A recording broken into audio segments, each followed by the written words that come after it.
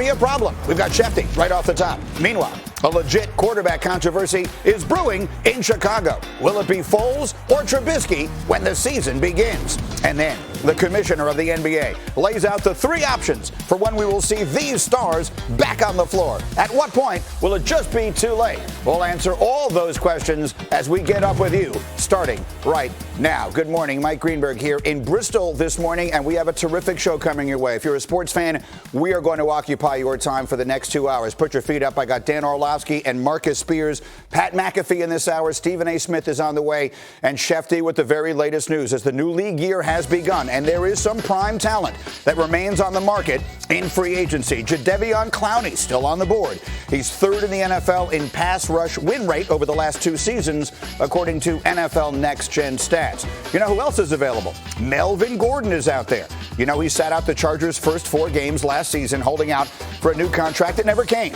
He averaged 3.8 yards a carry when he returned, which was second fewest in his career. And then, of course, there's Jameis Winston. He became the first quarterback to go 30 for 30 last year, 30 touchdowns, 30 picks. He's on the market. His first career pass with the Bucs was a pick 6. It appears likely his last will be as well. Jameis Winston, of course, is looking for a new home because Tom Brady is set to take his old job as quarterback of the Tampa Bay Buccaneers. And despite the new league year opening at 4 p.m. yesterday, Brady and the Bucs have yet to officially agree to a deal. And we will bring Adam Schefter in on that in just a few moments to figure out whether there is any reason for concern. But first, there are my guys. Dan Orlovsky and Marcus Spears are here. And while we've been talking about this for a couple of days, Dan, I know you've been looking at a bunch of tape, and there's a point you want to make about this marriage.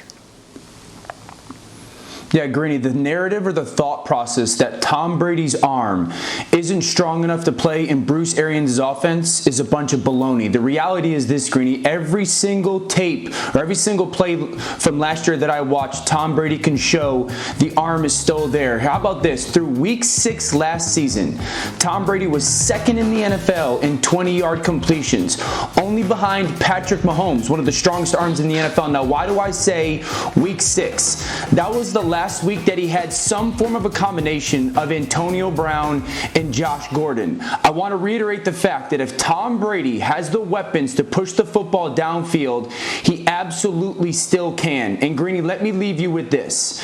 From everything that we know about the reporting and storytelling in New England, Tom Brady was kind of shoved out the door, right? He was told, you're not good enough anymore for here. The last time that we saw Tom Brady get told he wasn't good enough was about 20 years ago in the NFL draft, and he went on a 20-year reign of dominance in the NFL. Tom Brady is going to light it up in Tampa Bay. All right, and I will get Marcus in a minute, but I'm told that Shefty is now ready to go. So let me go to Adam Schefter here, because Shefty, I opened by saying there is still no deal done with Tom Brady. What is holding that up? It's the language in the contract, Greeny, and they've been going over it for the last couple of days because of the complications of the new languages that teams have to use with everything going on, with the physicals that players have to take in independent cities or an independent doctor, and without the players being able to fly to the team's facility to meet with officials, to take the physical there. There are complications that you wouldn't ordinarily have. There's going to be no off-season program. Plus, with Tom Brady, I'm sure the language is going to want to be a certain way.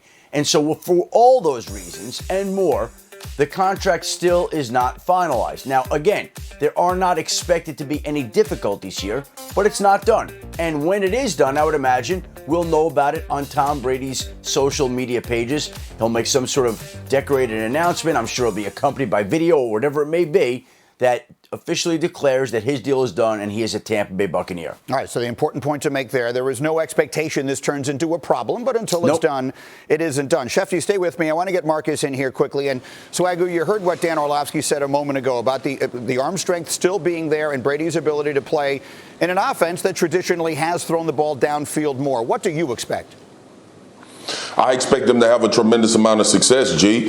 And listen, these are professionals, man. If the arm strength wasn't there, like Dan just told everybody it is still, then you have to adjust to that. We saw Peyton Manning have no arm strength in Denver, and they adjusted and figured out a way to have a successful offense in somewhat of a capacity. But I don't think it's a big deal. Watching Tom Brady last year when he got Antonio Brown, he threw passes of 20 yards or more when he needed to push the ball downfield. downfield, he did. So I don't think it's anything that they're worried about as far as arm strength. Tom Brady has taken care of himself as like LeBron James has taken care of himself in the NBA. He's put his best foot forward physically, and that's why he's able to play into his 40s. Listen, I know that quarterbacks are protected now, and they have a different, it's a different scenario, a different outlier out there for a bunch of quarterbacks. But to be playing into your 40s is still a great feat, and to be playing at a pretty high level like Tom Brady is,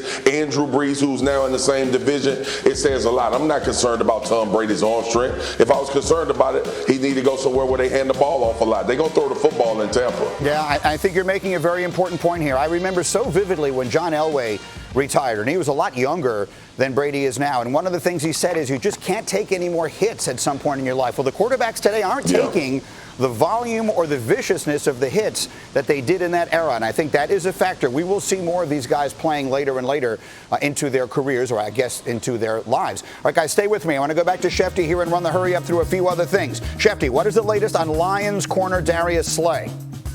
It's a situation where the Lions are engaged in discussions with multiple teams here, Greeny. But here's the situation. Josina Anderson reported the Philadelphia Eagles are one. There are other teams, I'm told. But any team that trades for Slay has to compensate the Lions and has to compensate Slay with a new contract. Now, again, I think something's going to get done here this week, but it's not done yet.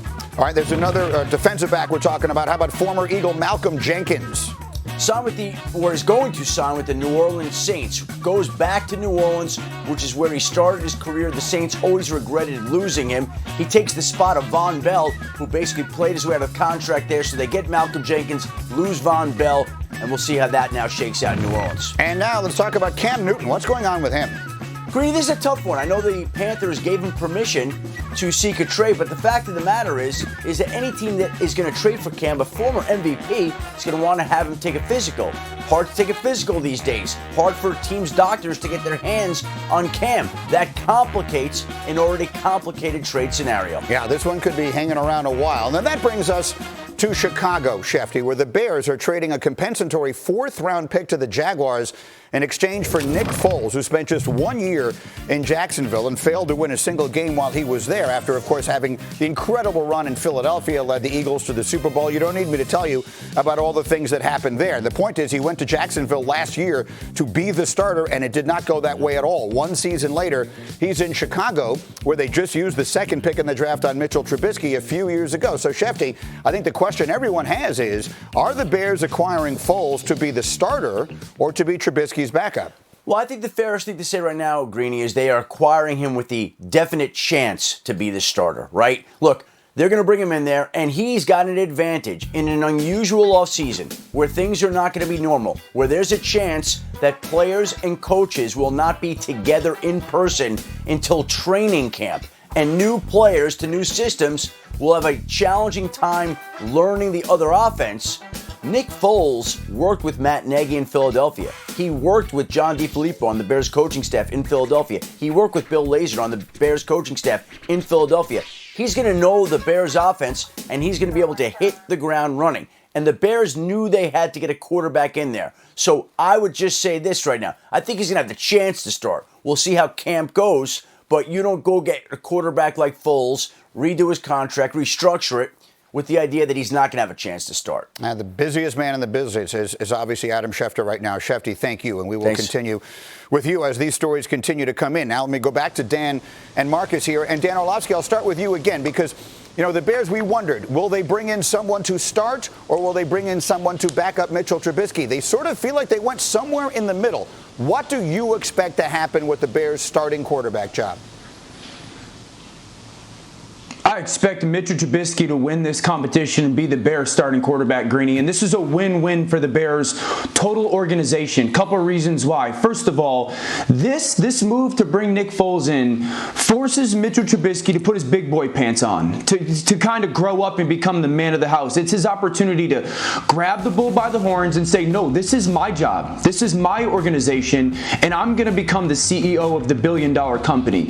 And then on the flip side, this now allows allows Matt Nagy, the head coach for the Chicago Bears and play caller, to really not baby Mitchell Trubisky. It's no longer, hey, you only started 13 games in college. This allows him to coach fearless. It allows him to push Mitchell Trubisky, because the reality is this: there's 51 other guys on that football team that are now going to understand, if Mitchell Trubisky does not step up and prove to us that he is our guy, we now have the safety net. We now have the ability to turn to somebody and go, you can win us football games if necessary. And that's freeing to everyone on that football team, Marcus. You know, as a defensive guy, that when you understand the quarterback either has to play well or there's going to be a different option, that is freeing as a full football team. And this is a win-win for the Bears organization. It was the best absolute move for everybody involved, Swagoo. Swagoo, I've got two questions for you.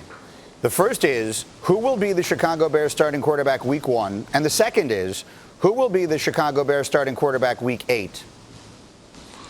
Week 1, it'll be Mitchell Trubisky. Week 8, it'll be Nick Foles. And look, I understand that the competition rate, and I agree with Dan. I agree with doing that to a lot of guys around this league. But I just don't think Mitchell Trubisky is built to sustain the mental part of playing quarterback. We talked about it last year when he was going through the locker room, turning TVs off, and then he was having a little bit of a resurgence. Matt Nagy was trying to have his back. The ownership was trying to have his back. Everybody was talking about him. Listen, they facilitated everything they could to have success for Mitchell Trubisky. When you bring in Nick Foles, question for you guys: what was the last best role we saw Nick Foles in?